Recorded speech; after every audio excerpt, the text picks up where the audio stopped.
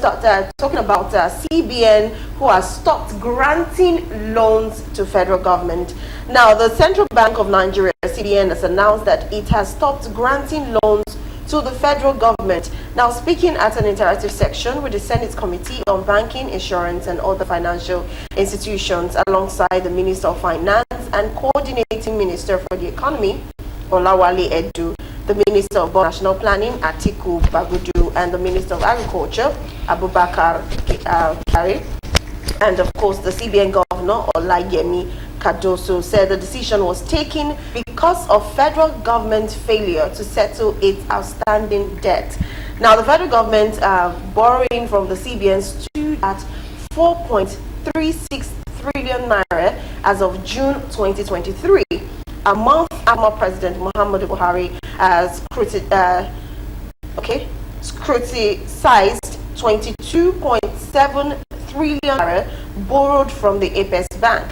Now, the outstanding debt of 4.36 trillion naira so far exceed 5% of the federal government's revenue of 8.8 trillion naira for the year 2023, which is against the CBN Act. Interesting. Mr. Nuruddin, what's your take on this? Yes, the federal government is owing CBN, but which, of course, like they said, when you look at the revenue and all of that, is even beyond the revenue of the federal government. So, what's your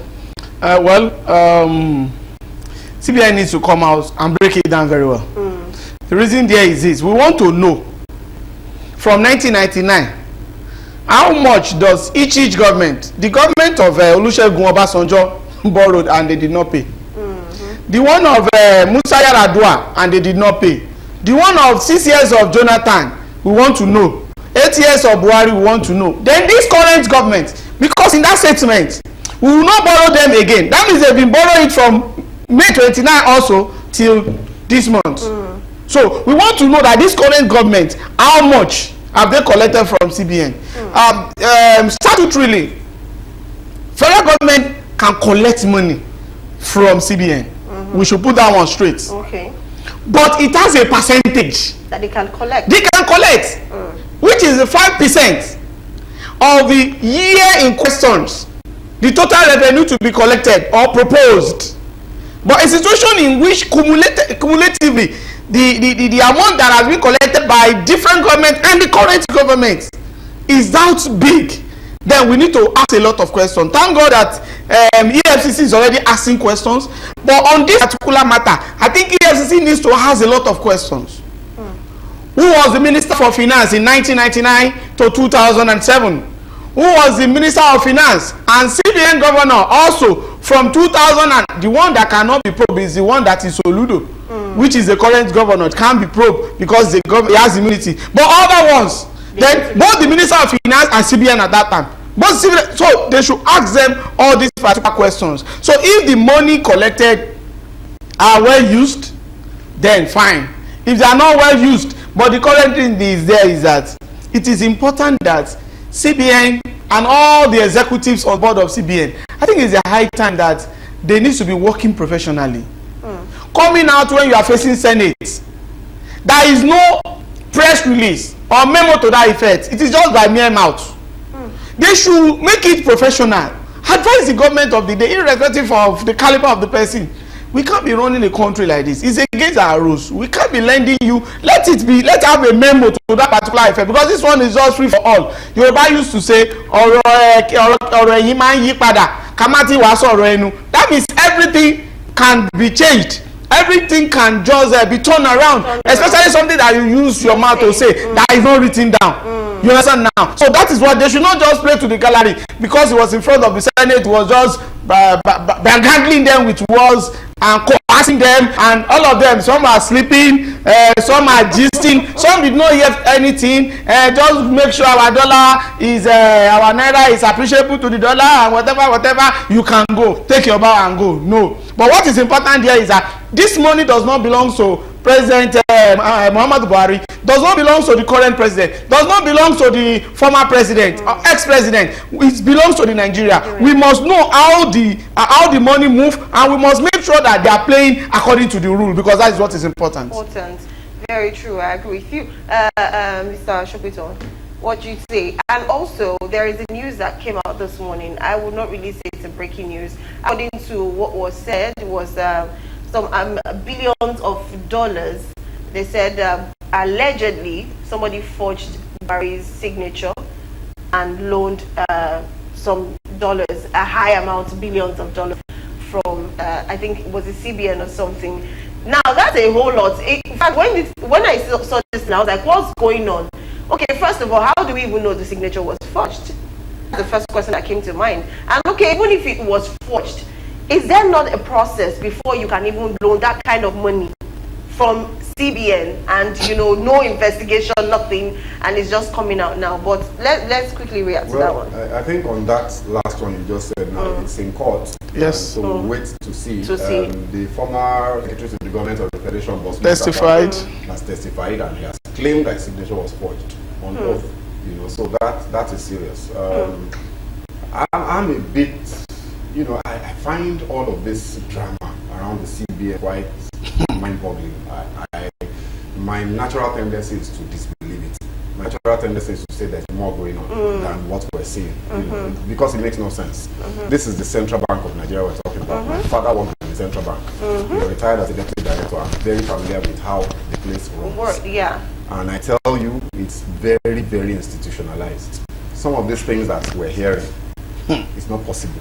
Right. I'm telling you, based on the structure and the processes and the systems in that system, it's impossible for some of these things to have happened. Yeah. You know, so, but then when you now hear the secretary to the government come out and then testify in court under oath, you wonder what is going on here. Like you say, $6.2 million. That's a billion dollars. It's not a small. I mean, we're talking of almost $1 trillion. Yes. You know, so that's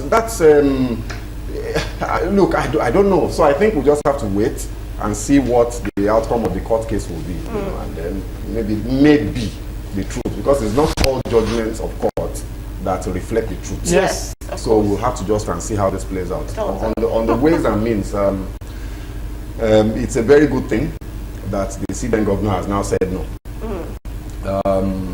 And again, one wonders how some of these things happen. You know, the Central Bank of Nigeria is an institution, and it's supposed to be a very strong institution that manages the monetary affairs of the country, value of your currency, inflation targeting, and all of those things. And the way that means is just another, just like the name says, when government is stuck and you know you are looking for options to finance your activities, you can't find any. You now go to the CBN as a last resort. In matters of absolute crisis or emergency, then you go to the CBN to look for some way or means, so to speak, to fund your activities. There's something he said, you know, now we're banding the figure 22 trillion, you know, 27 trillion, 23 trillion around naira. It's important for us to note that this money wasn't collected at once. You know, it wasn't just, oh, give me a loan of 22 trillion. Yeah. This is an accumulation of the breaking of the law over the last 10, 15 years. You know, so every president, Buhari, let's start from Buhari, maybe Tinubu may have escaped it. I'm not sure. I suspect that some ways and means might have been released before the CBN governor is now saying no. You know, so any president that collected a dime from ways and means account, when the outstanding balance in the ways and means account was more than 5% of previous year's revenue, committed a crime. It's an impeachable offense. So President Buhari committed a heinous crime. He's supposed to be called back and tried. You know, and this happens in modern societies that want to make progress. President Goodluck Jonathan did the same. He should be called back and tried. I looked at the numbers and I could only go as far back as 2014, 2013. So I'm not sure what the balances were before then. So I cannot extend my argument to Yaradua and to Obasanjo.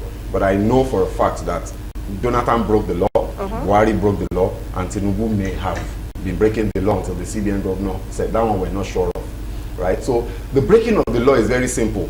You are supposed, the ways that means is a temporary thing. It's just a short-term borrowing in crisis. You take it out before the end of the year, you clear it up.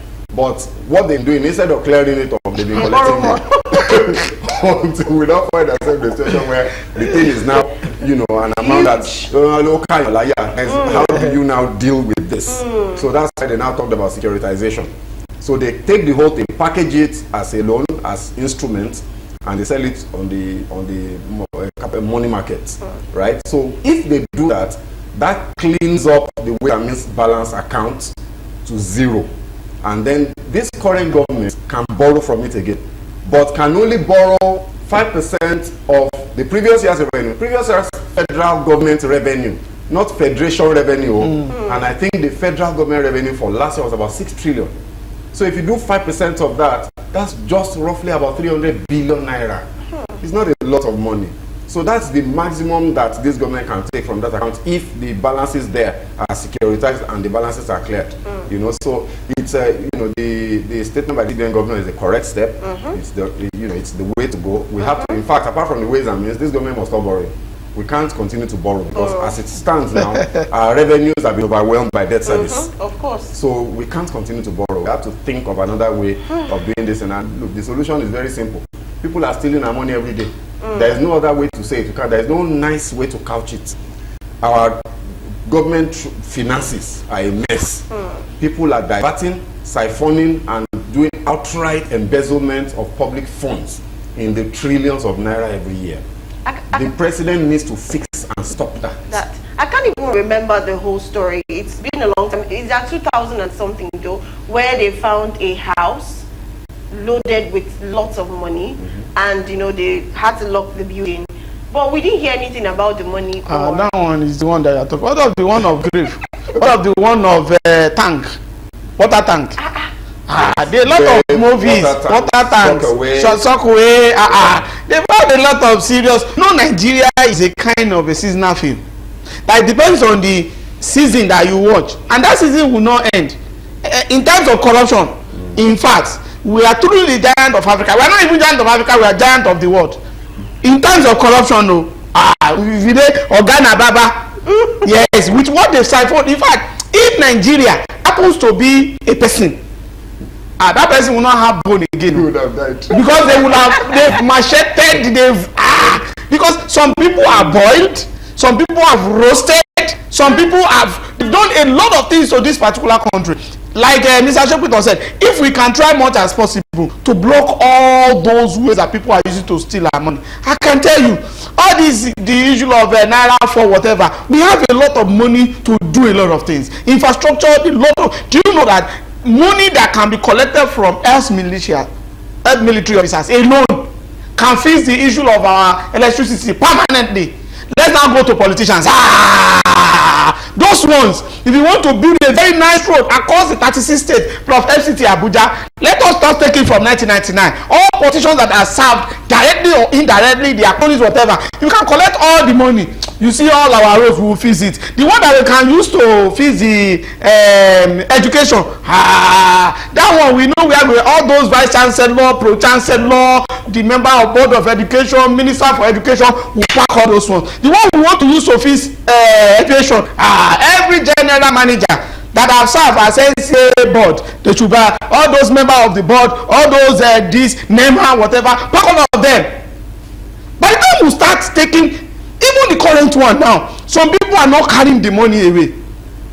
They are making the money to disappear. And that is what this, until this government try much as possible to have a good eye. Whether in the sense that you close your eyes, anybody that have been found in the heart of corruption, you must, don't just try to prosecute again. Make sure you run that person down.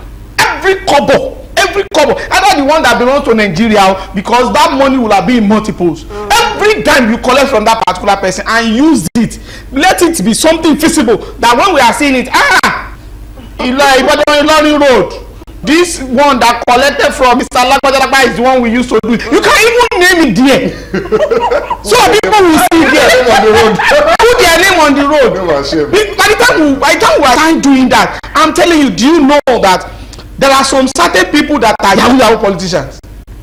Yahoo politicians. They are basically to siphon the money. That is it. So if you cannot claim all this, I'm telling you, we are just joking in this country. Because there are a lot of children that are watching these people. They want to be like them. They are their mentors. How can you change that particular narrative? And that is the reason why, if Nigerian government did not fight corruption with all its might, I'm telling you, this particular corruption is going to run down this particular government, because what it means is that at the end of 4 years, the government will not be able to show what he has done. Because they are still seriously. We are talking about the ways and means, government finance, and that's how we dabbled into the issue of corruption. I tell you something. Until we get a leader, a president in this country who determinedly, purposefully fights corruption to a standstill, who will make it his mandate that this is all I'm here to do, we will not make progress as a country. I'm telling you, everything else we're doing, we're just papering over the cracks, we're doing window dressing, we're just doing tokenism and going along just creeping along as a country. If we really want to progress and develop, somebody has to stand and say no, and tear and scatter everywhere. He will be fought. They will try to kill him. They will try to assassinate, because this thing runs very deep. But the person must stand and say no. And if Nigerians find such a leader, they will stand behind the person. And you will see that the person will be safe, in quote, because we will say nothing must happen to this man. That's where we must go. When that is why you see Nigerians saw that the hoopla that Buhari rode on in 2015 was because of this. Nigerians understand our problem. We know there is corruption, and people thought, not we, people thought that that man would fight corruption. Now look at his last 8 years. It is a shame and a debacle what we are now hearing, the kind of things we're hearing. So for me, I think that we need to appeal to President Tinubu. Is he the man? Is he the one that will do it? Somebody must. Until we do. Has to. If you calculate, look, I challenge any Nigerian, just pick up any newspaper, go online, you know their stories, and begin to say corruption case. Just Google it and start adding the monies up.